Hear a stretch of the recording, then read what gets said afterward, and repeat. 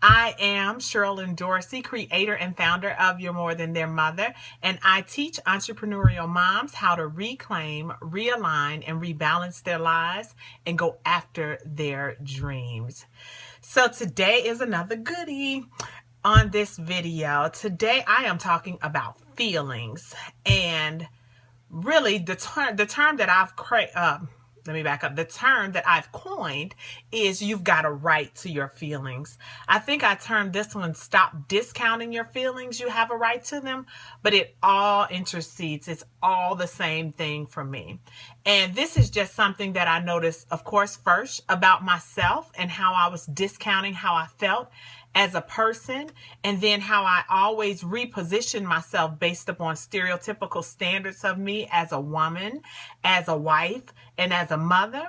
And it really wasn't until I came into my full self that I realized I've got a right to my feelings no matter who I am or what position it is that I'm in, that they are valid by the strength of my existence and nobody else telling me it's okay for me to feel like this at this moment. So what I want to talk about specifically about that, and you may be doing this to yourselves as well, and I really advise against this. One thing that I hear very often in people that not only that I work with, but that I just come in contact with, they're always talking about, here's the biggest example that I see.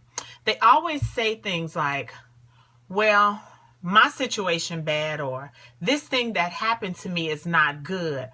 But I can't complain when I see, say, homelessness, say poverty, say someone hungry, whatever the case may be, whatever ill it is that you consider to be greater than yours. And the first thing I submit is that you not use somebody else's worst to judge your standard by. We're not comparing worst to worst and who can come off the worst. The other thing is, just because they have a situation similar or in what you may describe as worse, it does not lessen your experience. When you discount your experience, meaning saying, well, I may be sad, I may have hit this bump, or I may be low on funds the way that I want, but at least I'm not like this person. Well, number one, that's a discount to them. Number one, that's saying you're worse than me. Number one. And who wants to feel that way? Let's not compare negatives here. And number two, the other thing, I guess looking at their worst is supposed to make you feel better. Don't look for outside things to justify or create your feelings. Everything that you have, every feeling that you exude, every situation that you choose, every situation that you have an emotion in, you have chosen that.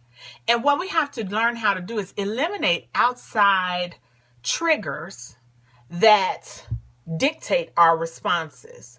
While I get that we're human and sometimes that happens, if we did that all the time, our emotions would be all over the place. We will probably be diagnosed with emotional disorder because we will look at this and start crying. We look at this and get happy. We look at this and be mad, all within a 5-minute span. But if we have a peace or a knowingness within, we use that as the basis of our strength, as the basis of our rebuild, and as the basis of our repositioning ourselves when we're feeling in a not so good space. I know that another instance I want to talk about this on is in business. Of course, I always give it to you in the personal and the business aspect. In business, I know one way that I held myself back with this same type of discounting of my emotions and how I felt is I would use other people's businesses to base where I should be on, to base my standard of where it is I should be in my business.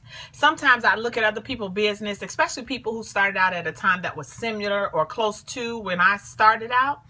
Oh goodness, I would look at them and feel like, man, why is it that they're at this spot and I'm not at this space? And so then my emotions would go down.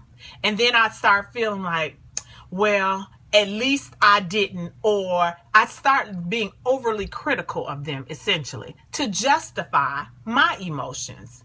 But the truth is, I don't need to look at anything about them or about their business in order to feel the way that I feel. If I feel sad about the fact that I'm not where I want to be, I have a right to do that.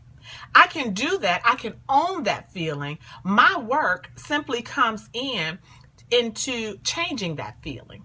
And I've garnered the tools necessary in order to do that, be it affirmations, meditation, just deep breathing, whatever the case may be, whichever one of those I use in that time, I simply use those to bring me out of where it is that I am, not use someone else's situation that's similar or worse than mine to change my emotions.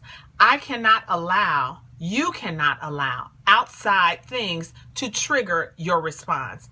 Otherwise, it's what's called a knee-jerk reaction. Am I making sense? Chime in for me, for those of you who are live on Periscope. Tell me your thoughts about that. If that makes sense for you, if you've ever done that, give me some feedback. You all know I like it when you feedback. If you are looking at this on any other platform, please definitely do leave your comments and let me know if that makes sense to you or if you've ever done that. The other thing, so while those comments are coming in, the other thing that I want to do, or what I want to really, I guess I should say, how I want to bring this all together is, don't allow your feelings to be dictated by anything but you. You have a right to your feelings. I'm not saying that because we are women that we don't have more emotional situations than another gender. I don't think that makes us better or worse. It's just who we are. But we don't, let's see, Sandy. Yes, it does, because everyone deals with their situations differently. Absolutely. Yes, what does? Yes, it does, because everyone deals with their situation differently is what I just read, Sandy. Tell me what you mean by that. I'm a little bit lost on that response. So with that being said, while you're getting that together for me, Sandy, or providing me some clarity with that, what I want to make sure that I am very clear on is that you don't need anyone or anything to justify your feelings. You have a right to them. Don't use someone else's situation to compare your situation in and use that to qualify your feelings up or down, to get you happier or to get you sadder. Everything that you need in order to shift your emotions, in order to change your habits, in order to change your thinking, comes from within.